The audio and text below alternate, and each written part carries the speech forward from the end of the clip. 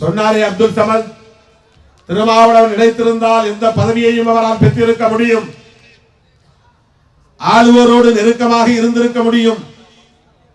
தமிழ்நாட்டிலும் சரி இந்திய அளவிலும் சரி ஆளும் கட்சியினரோடு நட்புறவை ஏற்படுத்திக் கொள்ள முடியும். ஆனால் அப்படி வெறும் பதவி பரிசுக்காக, வெறும் சுகமான சொகுசான வாழ்க்கைக்காக இந்த மக்களை பயன்படுத்திக் கொள்ள வேண்டும் என்று நினைக்காமல் உண்மையான அம்பேத்கரின் வாரிசாக, பெரியாரின் வாரிசாக இந்த களத்திலே திருமாவளவன் நிற்கிறார். அதுதான் அவருடைய வல்லமைக்கு, ஆற்றலுக்கு சான்று, தலைமைக்கு சான்று என்று இங்கே எடுத்து சொன்னார்.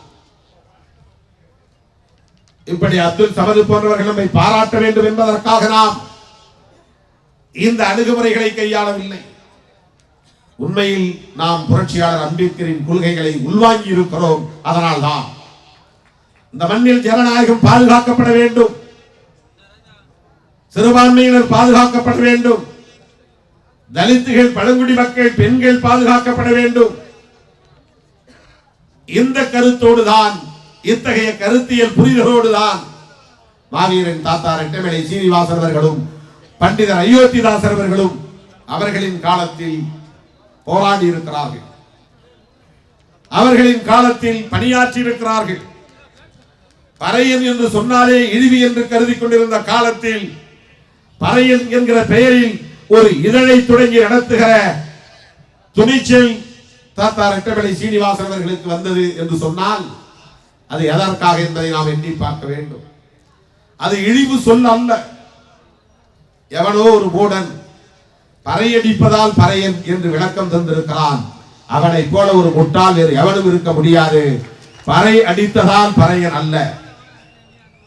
ஒரு கிராமத்திலே 400-500 குடும்பங்கள் இருக்கின்றன. 500 குடும்பங்களில் இருப்பவர்களும் பறை அடித்து என்றைக்காவது நாம் பார்த்திருக்கிறோமா? பறை ஒரு குறிப்பிட்ட சமூகத்தின் சொத்தாய், தமிழ் சமூகத்தின் ஆதி தமிழர்களின் முதல் இசை கருவி பறை. அதன் பிறகு பரிணாமம் அடைந்ததுதான் வெவ்வேறு வகையான தோல் கருவிகள். முதலில் ஒரு வட்டில் தோலை பதப்படுத்தி இழுத்து கட்டி அடித்து முழக்கம் செய்தவன் தமிழன். அது தமிழனின் முதல் இசை கருவி. அப்படி என்றால் பறையன் என்றாலே தமிழன் என்றுதான் பொருளாக இருக்க முடியும். பறை அடித்ததால் பறையனாக முடியாது. இது முட்டாள்தனமான ஒரு விளக்கம். அது ஒரு தொழிலாக பெயர் அல்ல, அது ஒரு மூத்த குடியின் இயல் பெயர். பாணன் பறையன் கடம்பன், பாணன் பறையன் துடியன் கடம்பன், இந்நான்கு அல்ல பிற குடிகள் என்று. இந்த நான்கும் தான் குடிகள், தமிழ் குடிகள். பாணன், பாண் என்கிற இசைக்கருவியை முழங்கியவன். பறையன், பறை என்கிற இசைக்கருவியை முழங்கியவன். துடி என்பதும் ஒரு இசைக்கருவிதான். கடம்பன் என்பதும் கூட அப்படிப்பட்ட ஒரு பெயர்தான். இவர்களெல்லாம் ஒரு காலத்தில் இந்த மண்ணின் மூத்த குடிகளாக இருந்தவர்கள், பூர்வீக குடிகள். எங்கே போனார்கள்? இந்த பெயர்கள் எங்கே போயின?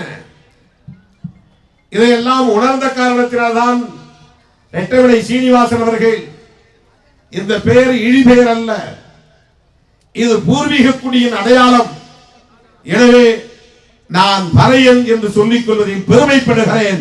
இந்த மண்ணின் மைந்தன், இந்த மண்ணின் பூர்வீக குடி, இந்த மண்ணுக்கு மூத்த குடி, ஆதிக்குடி என்ற பொருளை உணர்த்தக்கூடிய வகையில் தான் ரெட்டமலை சீனிவாசன் அந்த பெயரை புதுப்பித்தார். அதுதான் உண்மையும் கூட. ஆகவே அப்படிப்பட்ட அந்த மாவீரன் தாத்தா ரெட்டமலை சீனிவாசன் புரட்சியாளர் அம்பேத்கர் அவர்களை விட வயதில் மூத்தவர், 30-40 வயது மூத்தவர். ஆனாலும் அவர் அம்பேத்கரின் தலைமையை ஏற்றுக்கொண்டார். 2 பேரும் வட்டமேசை மாநாட்டில் கலந்து கொண்டார்கள். இந்த ஒடுக்கப்பட்ட மக்களின் தலைநிமிர்வுக்காக, இவர்களின் வாழ்வுரிமைகளுக்காக, ஜனநாயக உரிமைகளுக்காக வட்டமேசை மாநாட்டிலே பங்கேற்று உரத்து முழங்கியவர்கள். இந்த மக்கள் பூர்வீக குடி மக்களுக்காக மட்டுமல்ல தோழர்களே, வயது வந்தோர் அனைவருக்கும் வாக்குரிமை வேண்டும் என்று வட்டமேசை மாநாட்டில் பேசியவர்கள் காந்தியோடு சென்றவர்களோ அல்ல, புரட்சியாளர் அம்பேத்கரும் தாத்தா ரெட்டவேளை சீனிவாசன் அவர்களும் தான். எல்லா சாதியை சார்ந்தவர்களுக்கும், எல்லா மதத்தை சார்ந்தவர்களுக்கும், எல்லா மொழியை பேசக்கூடியவர்களுக்கும், எல்லா இனத்தை சார்ந்தவர்களுக்கும், எல்லா மாநிலங்களை சார்ந்தவர்களுக்கும், ஏழையாய் இருந்தாலும் பணக்காரனாய் இருந்தாலும் படிக்காதவனாய் இருந்தாலும் படித்தவனாய் இருந்தாலும் வயது வந்தால் அவர்களுக்கு வாக்குரிமை தர வேண்டும் என்று வெள்ளையனிடத்திலே போராடி வாதாடி பெற்றவர்கள் தாத்தா ரெட்டவேளை சீனிவாசன் அவர்களும் புரட்சியாளர் அம்பேத்கர் அவர்களும். இது எத்தனை பேருக்கு தெரியும்?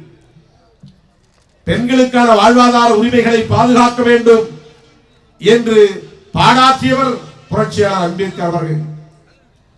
விவசாயத்தை பெருக்க வேண்டும், ஆற்று நீரை வீணாக்க கூடாது, அணைகளை கட்டி விவசாயம் மட்டுமல்ல மின்சாரத்தை உற்பத்தி செய்ய வேண்டும், இன்னும் இந்த நீர் வளத்தை வெவ்வேறு வகைகளில் பயன்படுத்திக் கொள்ள வேண்டும் என்று இந்த நாட்டுக்கு தேசத்திற்கு ஆலோசனை வழங்கியவர், செயல் திட்டங்களை வழங்கியவர் புரட்சியாளர் அம்பேத்கர் அவர்கள்.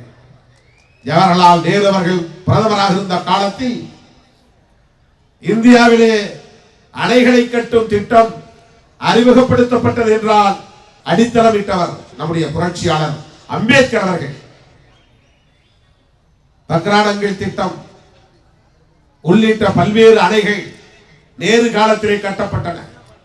மேட்டூர் அணையை போல, KRS அணையை போல, நாம் கேள்விப்படுகிற பல்வேறு முல்லை பெரியாறு அணையை போல இவையெல்லாம் அண்மை காலங்களில் இந்த 100 ஆண்டுகளில் கட்டப்பட்டவை என்றாலும் நேரு காலத்தில் முதலாக இந்த அணைகள் கட்டும் திட்டம் அறிமுகப்படுத்தப்பட்டது என்றால் நேருவுக்கே அந்த சிந்தனையை வரவழைத்தவர், அந்த ஆலோசனையை தந்தவர் புரட்சியாளர் அம்பேத்கர் அவர்கள் என்பதை யாரும் மறுத்துவிட முடியாது. ஆகவே இந்திய தேசத்தின் ஒட்டுமொத்த உற்பத்தியை பெருக்க என்ன வழி, பொருளாதாரத்தை மேம்படுத்த என்ன வழி, இந்திய ரூபாயின் மதிப்பை உலக அரங்கிலே உயர்த்துவதற்கு என்ன வழி, விவசாயத்தை பெருக்குவதற்கு என்ன வழி, இப்படி பல்வேறு வகையிலே இந்த தேசத்தை மேம்படுத்துவதற்கான வழிவகைகளை கண்டு அதை வழங்கியவர் புரட்சியாளர் அம்பேத்கர் அவர்கள். ஆனால் இந்த சாதி வெறியர்களும் மத வெறியர்களும் அவரை ஒரு குறிப்பிட்ட சாதி சங்க தலைவராக சுருக்கி பார்த்தார்கள். காலம் அவர்களின் வாயில் மண்ணை அள்ளி போட்டது. அம்பேத்கரின் புகழை எவராலும் மறைக்க முடியாது, அவருடைய அறிவாற்றலை யாராலும் சிதைக்க முடியாது. அதனால்தான் மோடி அம்பேத்கரின் 125வது ஆண்டு பிறந்த நாள் விழாவை பாராளுமன்ற வளாகத்திலே கொண்டாடிய போது சொன்னார், எங்கோ ஒரு குக்கிராமத்தில் கிடந்த நான் இன்றைக்கு பிரதமர் நாற்காலில் அமர்வதற்கு அம்பேத்கர் தான் காரணம் என்று சொல்லக்கூடிய வகையில ஒரு ஒப்புதல் வாக்குமூலம் தரக்கூடிய வகையில காலம் எல்லாவற்றையும் தலைகீழாக மாற்றி போட்டிருக்கிறது. தலை நிமிர சேரி திரளும், தலை கீழாய் நாடு புரளும் என்று நாம் சொன்னது இன்றைக்கு நிறைவேறி இருக்கிறது. எந்த சாதி வெறியர்களும் மத வெறியர்களும் புரட்சியாளர் அம்பேத்கர் அவர்களை இழிவுபடுத்தினார்களோ, ஓரம் கட்டினார்களோ, ஒதுக்கினார்களோ, அவமதித்தார்களோ, அவமானப்படுத்தினார்களோ, அதே சாதி வெறியர்கள், அதே மத வெறியர்கள் இன்றைக்கு அம்பேத்கரை போல உண்டா, அவருடைய அறிவாற்றலுக்கு நிகரானவர் யாரும் உண்டா என்று சொல்லக்கூடிய வகையில இன்றைக்கு இந்திய அரசியல் தலைகீழாக மாறி கிடக்கிறது.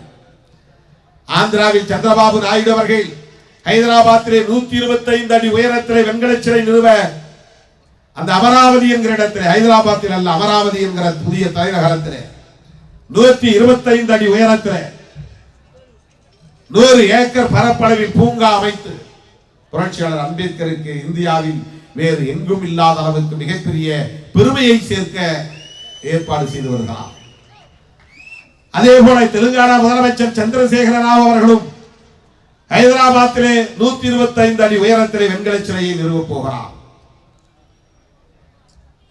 குஜராத்திலே, மகாராஷ்டிராவிலே புரட்சியாளர் அம்பேத்கரின் 125வது ஆண்டு விழாக்களை, பிறந்த நாள் விழாக்களை அரசு விழாக்களாக நடத்தினார்கள்.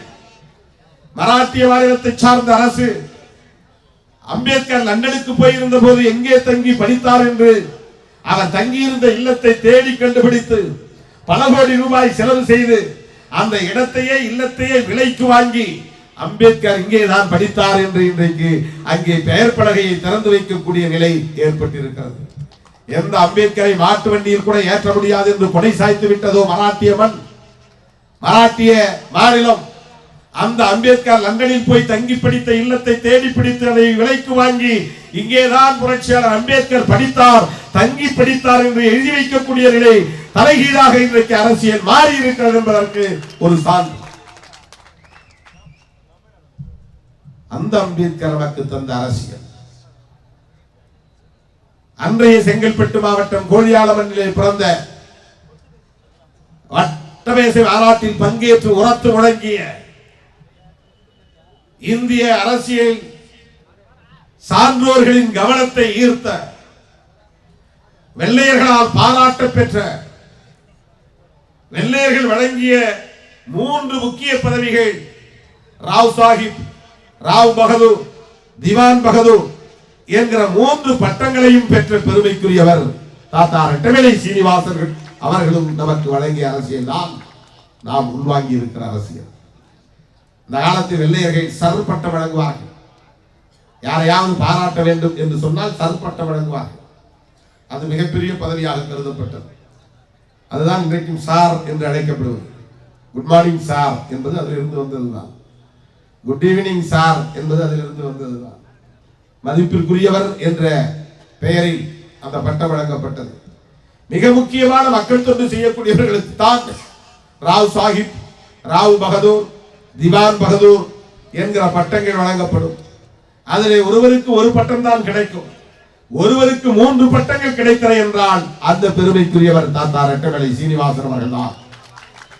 வெள்ளையர்களை எதிர்த்து பேசினாலும் கூட, வெள்ளையர்களுக்கு எதிராக அவர் போராடினாலும் கூட, ஒடுக்கப்பட்ட பூர்வீக குடிகளின் உரிமைகளுக்காக அவர் குரல் கொடுத்தாலும் கூட, அவருடைய உழைப்பை போற்றி அவருடைய பங்களிப்பை சிறப்பிக்கிற வகையில் வெள்ளையர்கள் வழங்கிய பட்டம் சிறப்பு பட்டங்கள். அதைவிட சிறப்பு, அவருடைய பெயரை அரிசியிலே எழுதி அதை ஒரு பெட்டகத்திலே வைத்து அவருக்கு கொடுத்து சிறப்பு செய்தார்கள்.